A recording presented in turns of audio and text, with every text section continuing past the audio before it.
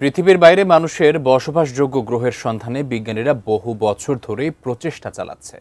তবে এই কৌতূহল যেন এবার নতুন মাত্রা পেতে যাচ্ছে আমেরিকান নারী অ্যালিসা কার্সনের মাধ্যমে, যিনি প্রথমবারের মতো বসতি স্থাপন করতে যাচ্ছেন মঙ্গলে। সেখান থেকে আর কখনো পৃথিবীতে ফিরে আসবেন না তিনি। 23 বছর বয়সী অ্যালিসার এই একমুখী যাত্রা নিয়ে বিস্তারিত শিহাব ইসলামের ডেস্ক রিপোর্টে।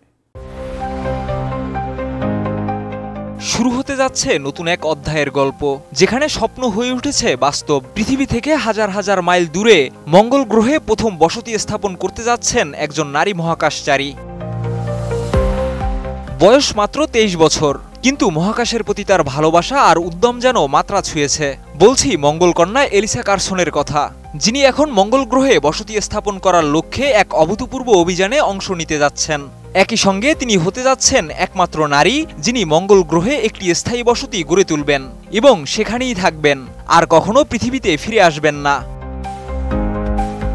ইতিহাসের খাতায় নাম লেখানোর অপেক্ষায় থাকা এলিসা মাত্র 3 বছর বয়সে তার বাবাকে বলেছিল, বাবা, আমি মহাকাশচারী হতে চাই এবং মঙ্গল গ্রহে যাওয়া মানুষদের একজন হতে চাই। সেই ক্ষুদ্র স্বপ্নই আজ সত্যি হতে চলেছে কার্সনের। মাত্র 23 বছর বয়সী এলিসার ঝুলিতে রয়েছে অসংখ্য অর্জন। 19 বছর বয়সে 3টি স্পেস শাটল উৎক্ষেপণ প্রত্যক্ষ করেছেন তিনি। এছাড়া 7 বার স্পেস ক্যাম্পে যোগদান আর 3 বার স্পেস একাডেমি স্নাতক অর্জন করার মাধ্যমে তিনি এক এক করে জীবনের স্বপ্ন পূরণের পথে এগিয়েছেন। জানা গেছে, এলিসা সম্প্রতি মঙ্গল অভিযানের জন্য নাসার অধীনে প্রশিক্ষণ সম্পন্ন করেছেন। তিনি বিশ্বের প্রথম ব্যক্তি যিনি নাসার 3টি স্পেস ক্যাম্পে যোগদান করেছেন এবং মঙ্গলে অভিযানের জন্য প্রস্তুত।